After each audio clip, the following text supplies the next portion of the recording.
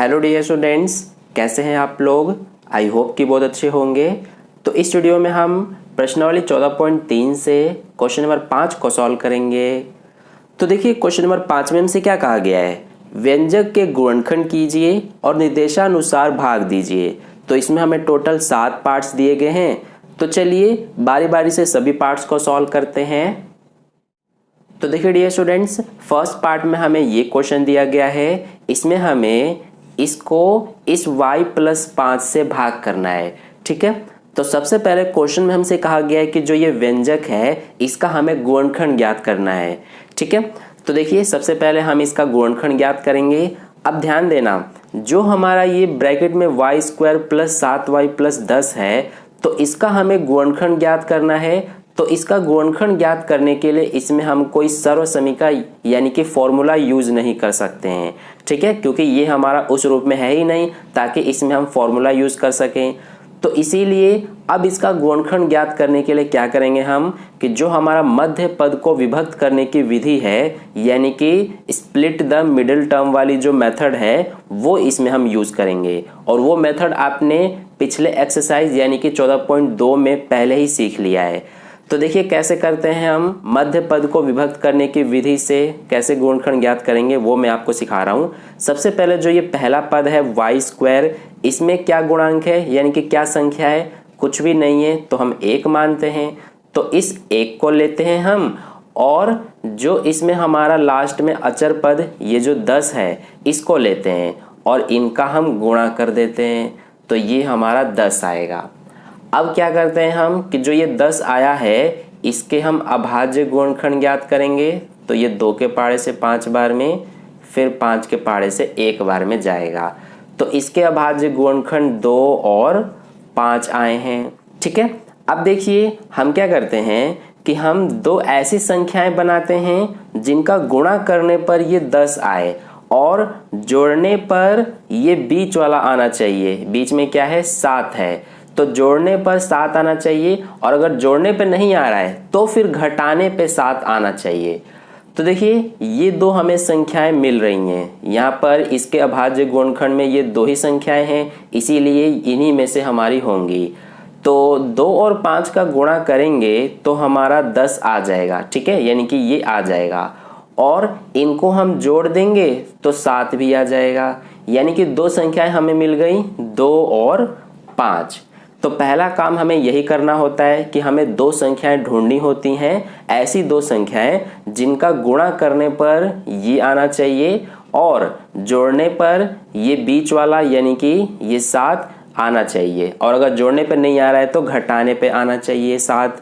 ठीक है, तो इस तरह से हमने 2 संख्याएं ढूंढ ली। अब क्या करते हैं हम कि जो ये पहला पद है इसको तो एज इट इज लिख देते हैं यानी कि y स्क्वायर, और जो बीच वाला पद है ये इसकी जगह पर हम इन दोनों संख्याओं को लिखते हैं जो हमने 2 संख्याएं ढूंढी हैं उनको। तो पहला क्या है, 2, तो यहाँ पर हम 2 लिखेंगे और ये 2 हमारा प्लस में है। ठीक है, इसीलिए प्लस में लिखेंगे और इसके साथ y लगाएंगे क्योंकि 7 के साथ भी y लगा हुआ है। इसी तरह से दूसरा क्या है, 5 है प्लस का, तो इसको लिखेंगे और इसके साथ भी y लिखेंगे। ठीक है, और इसके बाद लास्ट में जो हमारा है इसको उतार देंगे एज इट इज। यहाँ तक आपको समझ में आ गया होगा। और जो ये हमारा है इसको तो एज इट इज हम लिखेंगे। तो यहाँ तक हो गया। अब देखिए यहाँ पर अब इस पे ध्यान दीजिए, जो हमारा ये ब्रैकेट में है इसमें अब 4 पद हो गए। यहाँ पर देखिए 4 पद हो गए। तो अब क्या करते हैं हम कि जो ये शुरू के 2 पद हैं और फिर ये जो 2 पद हैं इनमें हम देखते हैं कि क्या कॉमन आ सकता है।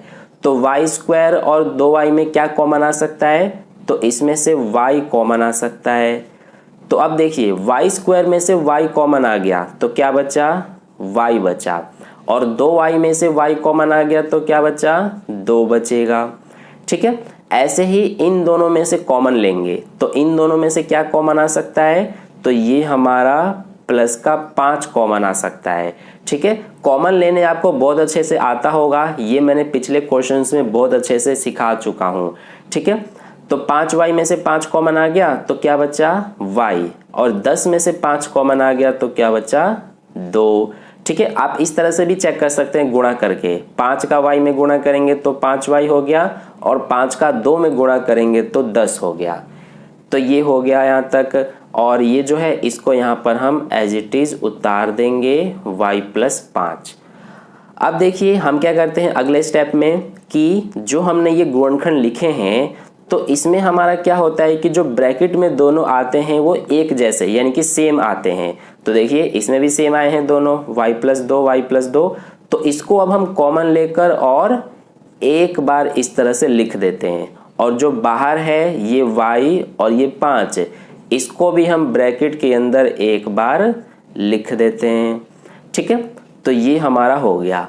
अब इसके बाद जो ये डिवाइड में y+5 है तो इसको अब हम क्या करेंगे, डिवाइड का मतलब बटे में भी होता है, तो बटे में लिखेंगे इसको यानी कि y+5 को। तो यहाँ तक आपको समझ में आ गया होगा। अब देखिए ये y+5 नीचे भाग में है और यहाँ ऊपर भी y+5 है जो कि गुणा में है, तो इसीलिए इससे ये कट जाएगा। तो क्या बचेगा, सिर्फ y+2, और यही y+2 हमारा आंसर है। तो इस तरह से आपको सभी पार्ट्स को सॉल्व करना है। ये हमारा पूरा रफ वर्क है, ये पूरा फेयर है। तो ये हो गया फर्स्ट पार्ट। अब चलिए हम सेकंड पार्ट करते हैं। तो देखिए डियर स्टूडेंट्स, सेकंड पार्ट में हमें ये क्वेश्चन दिया हुआ है और इसको भी हम उसी तरह से सॉल्व करेंगे जैसा हमने ये फर्स्ट पार्ट को किया है। तो सबसे पहले इसका गुणनखंड ज्ञात करेंगे और इसको भी हम स्प्लिटिंग द मिडल टर्म वाली मेथड से ही करेंगे। तो सबसे पहले देखेंगे जो ये पहला पद m² है, इसके साथ क्या संख्या है, कुछ भी नहीं है तो 1 मानेंगे। तो इस 1 को लेंगे और लास्ट में जो ये अचर पद है इसको लेंगे और इनका कर देंगे गुणा। तो ये हमारा -32 है, गुणा करने पर -32 ही आएगा। अब हम लेंगे 32 को और इसके अभाज्य गुणनखंड ज्ञात करेंगे। तो ये 2 के पहाड़े से 16 बार में जाएगा, फिर 2 के पहाड़े से 8 बार में, फिर 2 के पहाड़े से 4 बार में, फिर 2 के पहाड़े से 2 बार में और फिर 1 बार में। ठीक है, तो यहाँ पर ये हमारे अभाज्य गुणनखंड आ गए। अब इनमें से हमें देखिए यहाँ पर 2 5 बार है, तो इनमें से हमें सिर्फ 2 संख्याएं ही बनानी हैं जिनका गुणा करने पर -32 आना चाहिए और जोड़ने या फिर घटाने पर ये बीच वाला यानी कि -14 आना चाहिए। तो क्या हो सकता है हमारी 2 संख्याएं, देखिए ये 2 दूना 4, 4 दूना 8, 8 दूना 16, 16 ले लेते हैं और ये जो 1 रह गया इसको ले लेते हैं यानी कि 2। तो 16 और 2 का गुणा करने पर ये हमारा 32 आएगा, लेकिन हमें -32 लाना है। तो अगर हम 16 को माइनस में ले लेते हैं और 2 को प्लस में ले लेते हैं, तो अब इनका अगर हम गुणा करेंगे तो -32 आ जाएगा और इनको सॉल्व करने पर -14 भी आ जाएगा, क्योंकि माइनस प्लस माइनस, इसीलिए 16 में से 2 घटाएंगे तो 14 बचेगा और बड़े के साथ माइनस लगाए तो माइनस लगाएंगे। तो हमारा मिल गया 2 संख्याएं, -16 और प्लस का 2। ठीक है, तो अब हम क्या करेंगे, पहले वाले को तो एज इट इज लिख देते हैं m², इस बीच वाले की जगह पर इन दोनों को लिखते हैं। तो सबसे पहले -16 है, इसके साथ m लगा है इसीलिए इसके साथ भी m लगाएंगे, फिर प्लस का क्या है 2 और इसके साथ भी m लगाएंगे और लास्ट वाले को एज इट इज लिख देंगे। ठीक है, और डिवाइड में क्या है, ये है m+2, तो इसको भी एज इट इज उतारेंगे। अब इसके बाद यहाँ पर देखिए 4 पद हो गए, तो सबसे पहले इन दोनों पदों में देखेंगे क्या कॉमन आ सकता है, फिर इन दोनों में देखेंगे। तो इन दोनों में से हमारा m कॉमन आ सकता है, तो इसमें से m कॉमन आ गया तो m बचेगा, इसमें से m कॉमन आ गया तो 16 बचेगा माइनस का।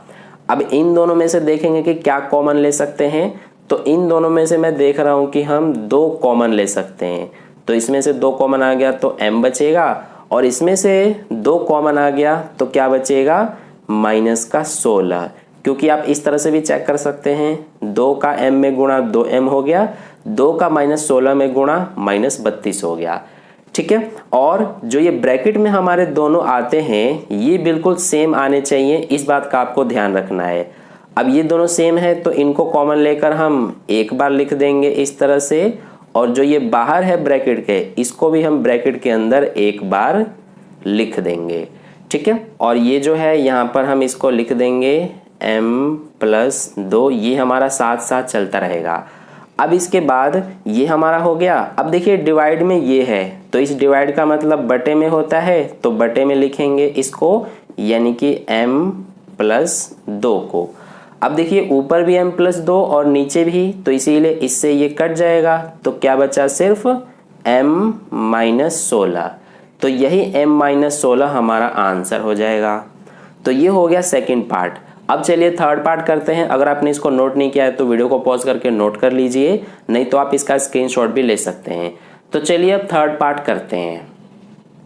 तो देखिए डियर स्टूडेंट्स, थर्ड पार्ट में हमें ये क्वेश्चन दिया हुआ है, तो इसमें भी सबसे पहले इसका हम गुणनखंड ज्ञात करेंगे। तो देखिए इसमें सबसे पहले मैं क्या देख रहा हूँ कि जो हमारा ये ब्रैकेट में है, इसमें हमारा 5 कॉमन आ सकता है, ठीक है। तो सबसे पहले इस पूरे में से हम 5 कॉमन ले लेंगे। तो अब देखिए यहाँ पर क्या बचा, 5p² में से 5 बाहर आ गया, तो सिर्फ p² बचेगा। माइनस का 25p में से 5 बाहर आ गया, तो 5p बचेगा, क्योंकि 5 पंजे 25 और ये p। फिर प्लस का 20 में से 5 कॉमन आ गया, तो 4 बचेगा, क्योंकि 5 चौक 20 हो जाएगा।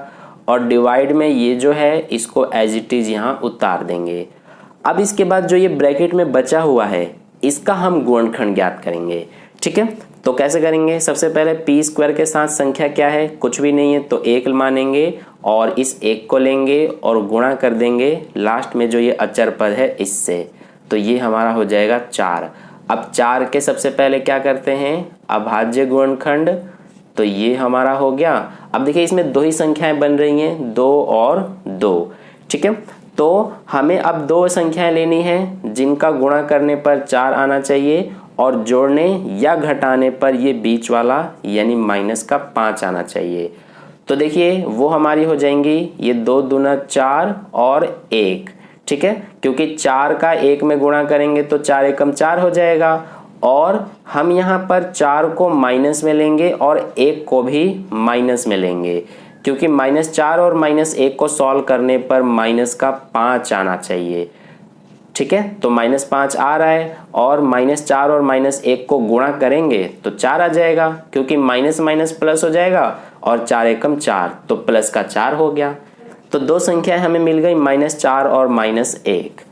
तो इसको तो सबसे पहले एज इट इज लिख देंगे और यहाँ पर ये जो है इस फर्स्ट वाले को तो हम एज इट इज यहाँ पे उतारेंगे p², बीच वाले की जगह पर इन दोनों को लिखेंगे। तो सबसे पहले माइनस का 4 है और इसके साथ p लगा है, तो यहाँ पर भी p लगाएंगे।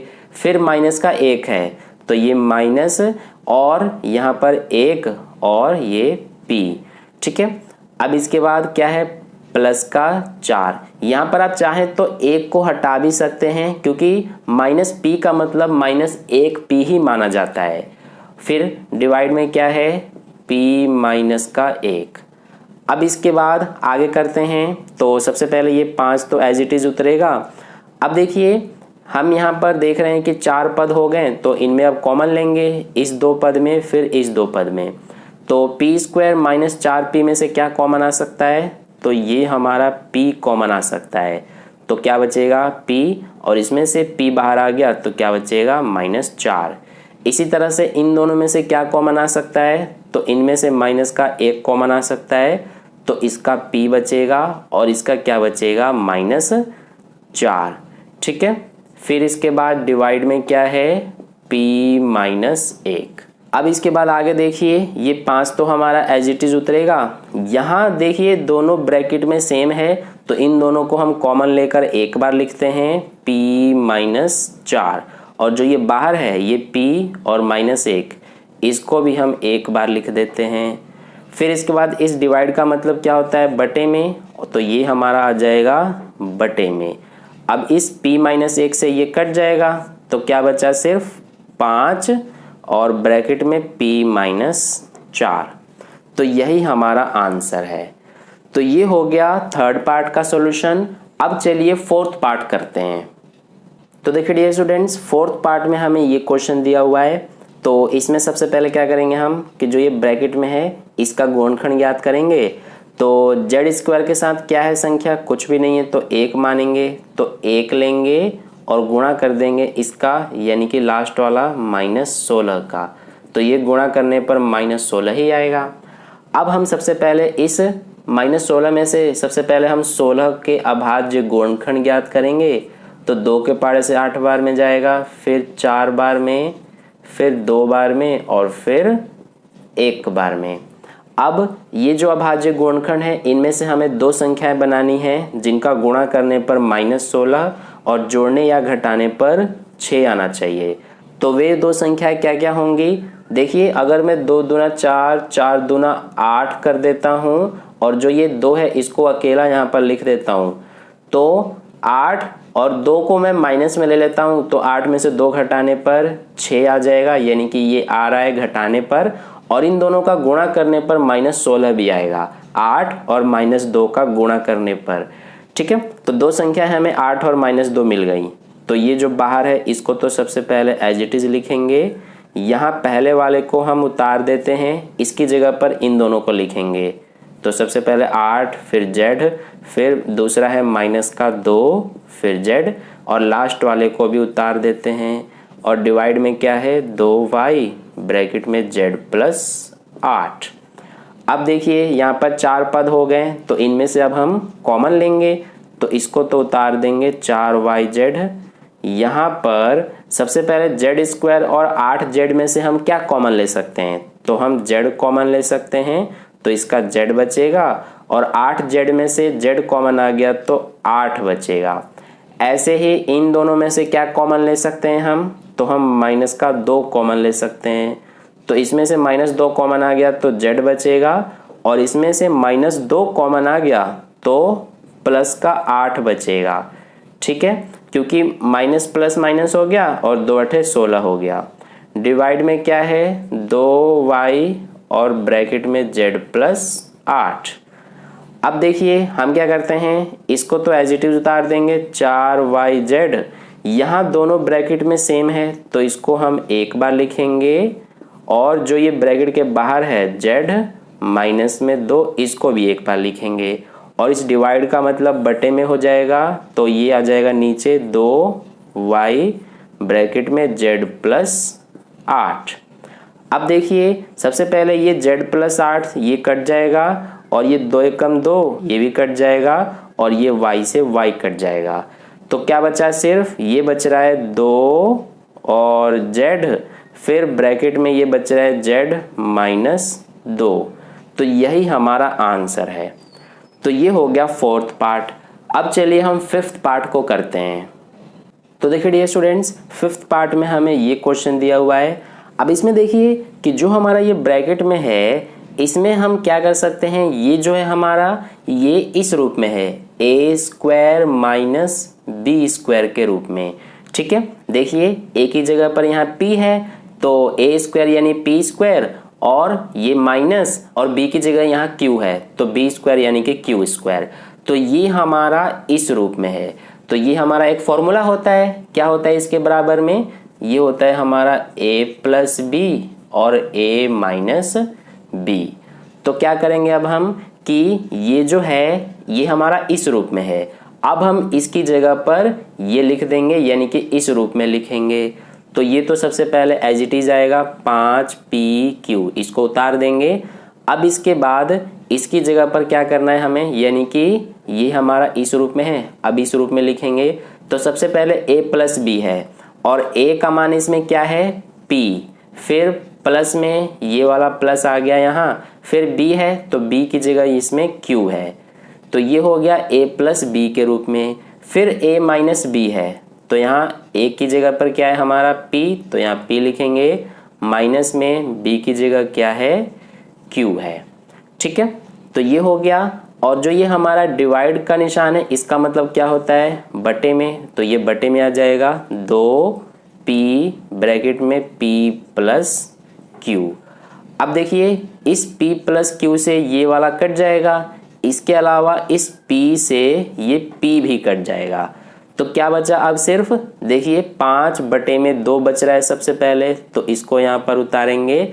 फिर ये q बच रहा है तो यहाँ q लिखेंगे, और ब्रैकेट के अंदर ये बच रहा है p - q। तो यही हमारा आंसर होगा। तो ये हो गया फिफ्थ पार्ट। अब चलिए हम सिक्स्थ पार्ट करते हैं। तो देखिए डियर स्टूडेंट्स, सिक्स्थ पार्ट में हमें ये क्वेश्चन दिया हुआ है। अब इसमें भी देखिए कि सबसे पहले जो हमारा ये ब्रैकेट के अंदर है, इसको हम क्या कर सकते हैं कि ए स्क्वायर माइनस बी स्क्वायर के रूप में लिख सकते हैं। कैसे, देखिए मैं आपको लिख के दिखाता हूँ। ये तो सबसे पहले हम उतारेंगे 12xy, यहाँ पर 9x स्क्वायर है, तो 9 को हम क्या कर सकते हैं, 3 लिख सकते हैं, यानी 3 का स्क्वायर, क्योंकि जब हम 3 का स्क्वायर करेंगे तो 9 ही आएगा। फिर x स्क्वायर है तो यहाँ पर x लिख देंगे और इस पूरे का स्क्वायर कर देंगे, क्योंकि 3 का स्क्वायर 9 हो गया और x का स्क्वायर x स्क्वायर हो गया। तो हमने 9x स्क्वायर को 3x का स्क्वायर के रूप में लिख दिया, यानी कि a स्क्वायर के रूप में आ गया ये। माइनस में 16 को हम 4 का स्क्वायर लिख सकते हैं और y स्क्वायर को यहाँ पर y लिख देंगे और इस पूरे का स्क्वायर कर देंगे। ठीक है, तो यहाँ तक आपको समझ में आ गया होगा। अब इसके बाद ये डिवाइड में जो है इसको यहाँ पर एज इट इज हम उतार देंगे 4xy ब्रैकेट में 3x प्लस 4y। अब देखिए यहाँ पर आपको क्या दिख रहा है कि ये हमारा ए स्क्वायर माइनस बी स्क्वायर के रूप में है ये। ठीक है, a का मान इसमें 3x है और b का मान 4y है, तो ये ए स्क्वायर माइनस बी स्क्वायर के रूप में है। तो इसको अब हम इस रूप में लिख देंगे, क्योंकि इसमें भी हमारा यही वाली सर्वसमीका यूज हो रही है। तो इसको तो सबसे पहले उतारेंगे 12xy और क्या करेंगे अब हम इसको कि a plus B A minus B के रूप में लिखेंगे। तो सबसे पहले हम a प्लस बी के रूप में लिखेंगे, तो a का मान इसमें 3x है, प्लस में b का मान 4y है। फिर a माइनस बी के रूप में लिखेंगे, तो a का मान 3x माइनस b का मान 4y, और ये जो डिवाइड है इसका मतलब बटे में होता है, तो ये पूरा बटे में आएगा 4xy ब्रैकेट में 3x प्लस 4y। अब देखिए इस 3x प्लस 4y से ये कट जाएगा। इसके अलावा ये 4 एकम 4, ये 4 तिया 12, दोनों 4 के पाड़े से कट गए, और ये xy से ये xy कट गया, तो नीचे सारा कट गया। ऊपर क्या बचा, सिर्फ 3, ये वाला 3 बचा है, और ब्रैकेट में ये बचा हुआ है 3x माइनस 4y। तो यही हमारा आंसर है। तो ये हो गया सिक्स्थ पार्ट। अब चलिए हम लास्ट सेवेंथ पार्ट को करते हैं। तो देखिए डियर स्टूडेंट, सेवेंथ पार्ट में हमें ये क्वेश्चन दिया हुआ है। अब इसमें सबसे पहले हम क्या कर सकते हैं कि ये तो हमारा एज इट इज उतरेगा 39y का क्यूब। यहाँ पर मैं क्या देख रहा हूँ इस ब्रैकेट के अंदर कि इसमें से हमारा 2 कॉमन आ सकता है। ठीक है, तो हम यहाँ पर 2 कॉमन ले लेंगे 50y स्क्वायर और माइनस 98 में से। तो अब देखिए 50y स्क्वायर में से 2 कॉमन आ गया, तो क्या बचेगा 25y स्क्वायर, क्योंकि 25 दूना 50 हो गया। ठीक है, इसके बाद माइनस का 98 में से 2 कॉमन आ गया, तो ये 49 बचेगा, क्योंकि 49 दूना 98 होता है। और डिवाइड में क्या है, ये हमारा है 26y स्क्वायर ब्रैकेट में 5y प्लस 7। अब देखिए मैंने यहाँ पर कॉमन क्यों लिया है, ताकि इसमें हम सर्वसमीका जो है ये वाली ये यूज कर सकें। देखिए कैसे यूज करेंगे, ये तो हमारा एज इट इज आएगा 39y का क्यूब गुणा में 2। इसको देखिए हम क्या कर सकते हैं, यहाँ पर ये 25 है, तो इसको हम 5 का स्क्वायर लिख सकते हैं, और y स्क्वायर है तो यहाँ पर y, और 5y का यहाँ पर होल स्क्वायर लिख देंगे हम। ठीक है, क्योंकि 5 का स्क्वायर 25 हो गया और y का स्क्वायर y स्क्वायर हो गया। इस तरह से हमने क्यों लिखा है, ताकि ये हमारा इस रूप में आ जाए। अब ऐसे ही माइनस में 49 है, तो इसको हम 7 का स्क्वायर लिख सकते हैं। ठीक है, क्योंकि 7 का स्क्वायर 49 हो जाएगा। अब देखिए ये हमारा इस रूप में आ गया a square minus B square के रूप में। डिवाइड में जो है उसको हम यहाँ पर उतार देंगे 26y स्क्वायर ब्रैकेट में 5y प्लस 7। अब देखिए इसके बाद इसको आगे हम करते हैं, तो ये 39y का क्यूब गुणा में 2 है, ये a square minus B square के रूप में है, तो इसको अब हम इस रूप में लिखेंगे। सबसे पहले a प्लस बी है, तो a का मान इसमें क्या है हमारा 5y प्लस b का मान 7 है। फिर a माइनस बी के रूप में लिखेंगे, तो a का मान हमारा 5y है माइनस b का मान 7, और ये डिवाइड का मतलब क्या होता है बटे में, तो ये पूरा बटे में आएगा 26y स्क्वायर ब्रैकेट में 5y प्लस 7। अब देखिए इस 5y प्लस 7 से ये हमारा कट जाएगा।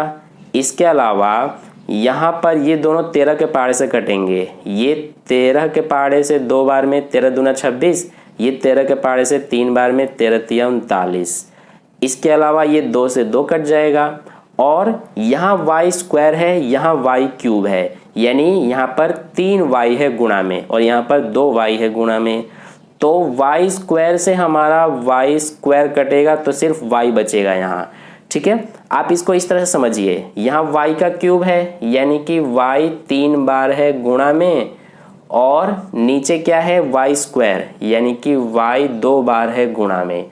तो 2y से 2y कट गया तो y ही तो बचा, तो यहाँ पर y बचा हुआ है।